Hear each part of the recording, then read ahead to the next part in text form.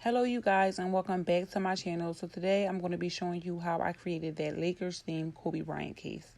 Keep watching. So here I'm just adding my glue to my grip, and I'm going in with some lavender, dark purple, AB white, yellow pearls, and yellow rhinestones.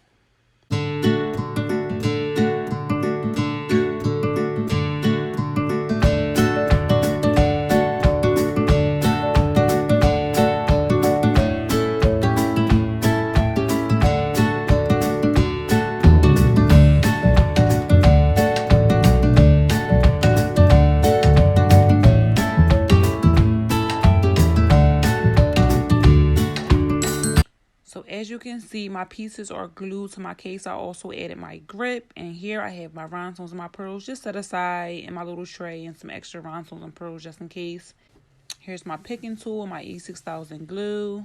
So I found this flower and I just decided to add it. I just got to be extra with everything. If you guys know, I love flowers. A lot of my cases have flowers on it. But yeah, let's speed this video up.